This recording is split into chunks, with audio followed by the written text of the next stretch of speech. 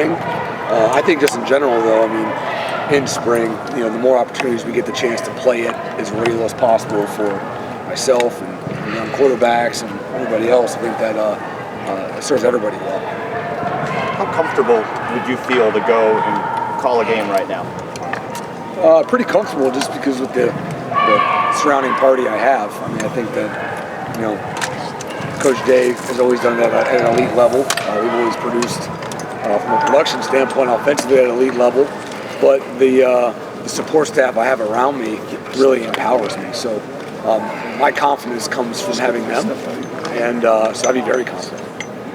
Brian mentioned he challenged you a lot last year, especially when coordinator with picking up blocking schemes and all of that. How much did your year as a passing coordinator help prepare you for the year? Yeah, I think it's all critical. I don't think it's not just carrying a title. I don't believe. I think it's probably more than that. But as you continue to build in any profession, more responsibilities and how you handle those responsibilities and how those fingers reach outside of the responsibilities you're technically supposed to have really just show probably your growth potential. So it's not just me, it's anybody. And I like to think I did a good job with that. But again, still a reset. Here's where I'm at now. Now where can I grow from here, and how can I help this team accomplish the goals we want to accomplish? Have you been secretly sitting around keeping little schemes you're coming up with, et cetera? I mean, for that day when you become a coordinator, or you're still what I'm saying. We have plenty of plays. Yeah. And we have plenty of minds. That's what I was going to we don't, it's not like there's in my opinion, a secret sauce out there. Yeah. So I would say no. Yeah, so define what an offensive coordinator is from your vantage point, from your perspective. Is it collating everybody's ideas and putting them together? Is it coming up with something novel? I mean, how would you explain it, Brian? It's definitely multifaceted. In a coach in general, I think you wear a lot of hats. You don't just, I think sometimes coaching receivers, I'm blessed with a great room, but I used to say coaching is like the last thing I do, but I would say being an offensive coordinator is, putting your fingerprint on things that you find more important than others. I mean, at the end of the day, you have an allocation of time, how you allocate that time. You have a list of plays and schemes, and what you find, an A play versus a B play and a C play, that becomes probably more your identity. That's probably your responsibility. I mean, I think that being able to enhance the people around you. My job as a receiver coach is to get the best out of the receivers. My job as offensive coordinator is to maximize each, guy in that room, each coach in that room, to what they're capable of. So that doesn't change, I think, in the grand scheme, but maybe the dynamics within the groups maybe are a little different. But then helping to identify a starting quarterback. You guys have got a competition. You don't have a returning starter at quarterback and stuff. How much have you weighed that throughout your career about what makes this guy different from that guy? Why do I go with this guy? I mean, I constantly assess players myself. I mean, I assess my 5-year-old son. I mean, I can't watch him play sports because I'm assessing him. So that's just what we do all the time. And I think, the biggest thing to remind yourself sometimes is new year, new identity. Some players are carryover, but there's new players. And every year you have a new identity. These players look for a new opportunity to reestablish themselves or to establish themselves. And giving them that opportunity, I think, is critical. I think sometimes the byproduct of past years gets stuck in your mind as a coach, which in remember as a player, like, okay, hold on now, like this is my next year, new opportunity. Maybe some older guys are gone, my voice can be louder, so you got to make sure as a coach you provide that platform to where those players can enhance themselves as well. But how important is it to identify when you have a brand new starting quarterback situation, to identify who that guy is sooner rather than later, or do you want to let it mature? Yeah, I don't think there's ever a rush. I think that I'll lean heavily on Coach Day with how that all goes down. And people have an opinion and have a voice, but that quarterback room is pretty well established over the last 4, 5, 6 years, the standard in which they operate, and Coach Day obviously is the reason for that, and Coach Dennis. So those guys will do a great job, do what they do, and I'm sure I'll just be a part of the conversation. Are you noticing the dust start to settle with NIL? when you're out on the road? Are you getting more comfortable with it? Is it still the Wild West? Yeah, you're definitely getting more comfortable with it. I think that the dust still has not settled. I think the only way it settles is with time, and I think guys seeing the reality of what's happening and not happening, what's real and not real. That won't show until down the road, and so, but it's definitely more comfortable. It's here to stay, so it's not as new, but definitely interesting dynamic. Are you guys happy with where you are in terms of whether it's how it's coming in, and you always are going to want more? I get that. That's the fine balance, right? You always want to have more, and that's just the reality of it. I mean, if you asked NFL teams if they wish the salary cap was higher, they would say, yeah, they wish it was higher. So, I would say that I'm really happy with where we're at. I think that, I'm proud of the way we've gone about it. I'm sure Coach Day can hit on it more. I don't want to speak, out of context there, but we definitely want to be sustainable. We definitely want to be, very thoughtful and thorough, and really, do right by the young men. And I think that we're doing that at a pretty good clip. You hear all these stories. Have you been surprised by how much a kid wants to talk about it or what's expected? Did you see it? Maybe it isn't. Maybe the percentage of how high that is in the recruiting conversation isn't what we're hearing. Well, I think it's a part of a variable. Like the variable, like anything, can change. So where those people, where the young athletes place that variable in the importance of their recruitment is on them. And we know it's important. We don't believe it's the most important.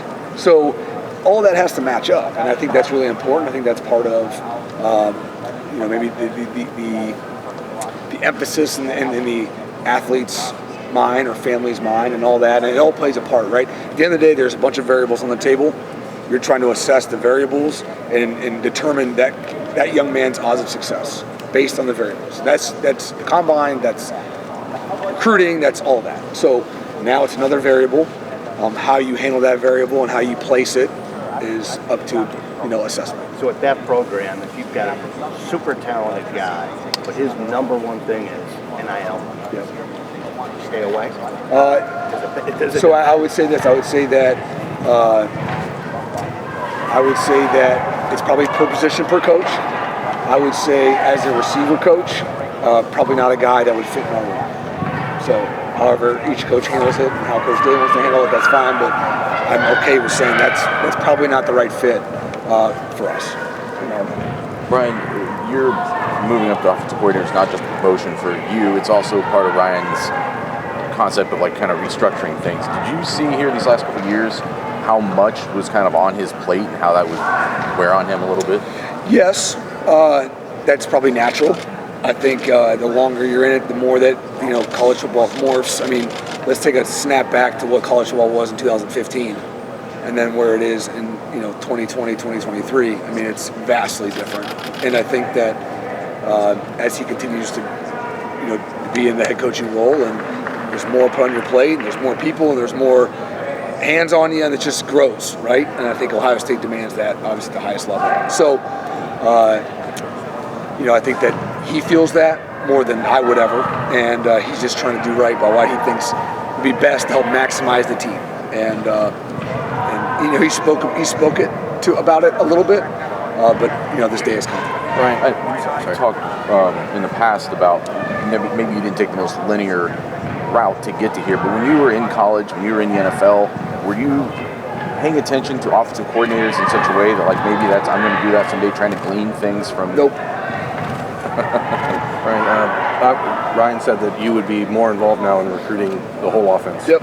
Is that something you're excited about? Is that something it's a challenge because you are a receiver and receiver brains? Yep. Or? No, I think it's exciting. I like being able to reach out to those guys. I think that I lean heavily on the guys. It helps steer me. I want to make sure. Again, I think my job as a coordinator is to help facilitate the position coaches to go after the guys they want, not to go get the guys, but to help facilitate. And just like Coach Day helps facilitate with the receivers, but it's still my responsibility. That's how I feel. So I lean heavily on the position coaches to help guide me on where they want it. and where they want me and where they don't. I mean, that's really important. But the opportunity to meet more young men and make an imprint on them and hopefully get them here, and that can build. I mean, the biggest part I've told you, Berm, is before is through recruiting. I feel like, you know, the relationship part can be built, because if there's no relationship, there's no coaching. You can only coach a guy as hard as the relationship allows. And I like to try to hedge my bets, not hedge my bets, but speed that process up through recruiting. So when they get here, they already know, like, you know, hard calls, like it's for a reason. And not being like, oh, hey, I'm Coach Hart, nice to meet you. And it takes 6 months to build that relationship. It's really hard to coach in that first 6 months then, versus when they step on campus. So just like the receivers, I would feel the same way about the other positions. To that vein, like in this cycle that's coming, your focus will be different than it's ever been before. Is it more important for you in 24, in 25 to get those relationships like right now, where you don't have a lot of the other stuff around the game in summer and I don't think fall? so. And I don't mean to be dismissive, but I feel like there's plenty of time in the day to get it done. I just got to be more, make sure I stay organized and I don't waste time, but there's plenty of time to get it done. If you're going to experiment with new play callers in the spring, is it advantageous to do so when you're also identifying a new quarterback as opposed to a guy who's been in the system for 2 years and this is the offense he's ran? Is there any? I don't feel any type of way towards that. I don't think. I mean, these guys have been in the offense. They know the offense. They're going to continue to build trust, and I'm not worried about them side. It's just making sure they feel how I operate. Brian, does it help you make that transition to coordinator when you know you have 3 returning starters at receiver? I think having the building full of players that we have, regardless of returning starter or not, provides a great opportunity for anybody to call plays at Ohio State. So, for me, regardless of returning or not, excited for it. So you've accumulated a lot of talent in that receiver room. Kind of what's maybe your message to those guys who aren't the returning starters on how they can earn playing time this year? I think right now in the off-season program, the biggest thing is, and I'll just share it with you, is that I said right now you should be trying to impress your peers. Impress your peers. Your peers know. Players know. By trying to impress your peers, that means everything, right? Being on time, if not early, how you work, how you communicate, if you're up front, you're not in front, all those things matter. And I think by doing that, you'll probably in turn impress Coach Mick, because Coach Mick knows what it looks like. He runs the program. He's really the facilitator of all culture at Ohio State. And if you can impress him, you're on the right track. I've never seen a guy impress Coach Mick and not be on the field. So do that, and then obviously the coaches. So if you keep your mindset on, again, impress your peers, because those peers are hard to impress, that'll byproduct to probably impress Coach Mick, and your coaches will be impressed. The rest will take care of itself. So that's the focus, I would say, through the off-season months. I've seen you respond to a few people on social media about Jackson Smith-Njigba's draft projections. Just what's your message to NFL teams about why you should draft? I don't have a message to NFL teams. What are some of the most important things you think you've learned from Ryan about calling a game, offensive play calling, being around him for the last few years?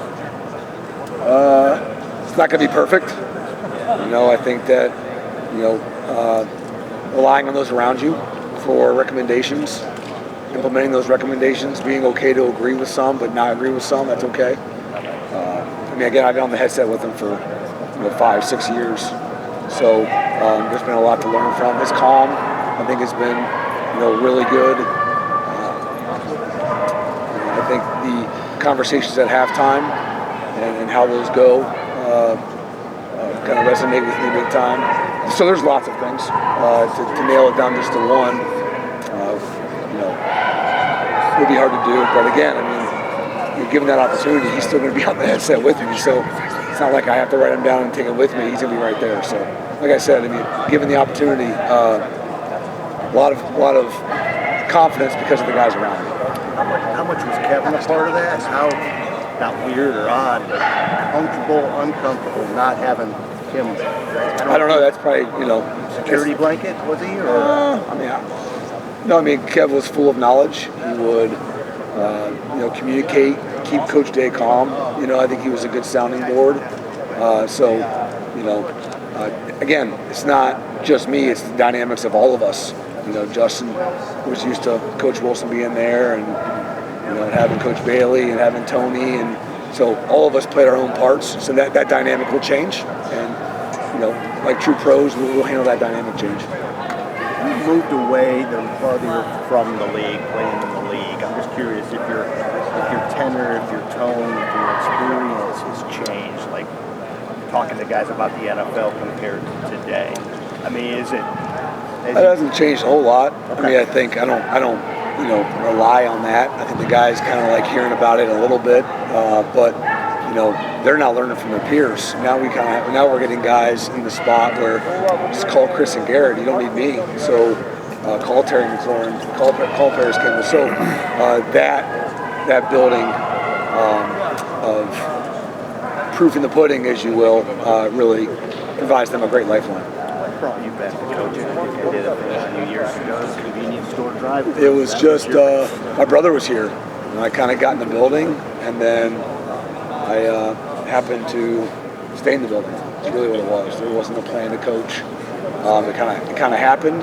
They didn't have much going on. In the spring of 2017, and I was living in town, and then I just never left. Do you still have that place? We just sold them all, actually. Did? Like last year. Did you all right? Yeah. Brian, Last question. Coach Day. Coach Day was just talking about having guys who played here, guys who are familiar with this program on staff. Bring in a guy like James. I'm just curious from your perspective how being a guy who is so familiar with the program maybe is different in everything you do as an assistant coach at that program. Well, I don't know. I think that'd be a good question for the players, because at the end of the day, those are the people we want to impact.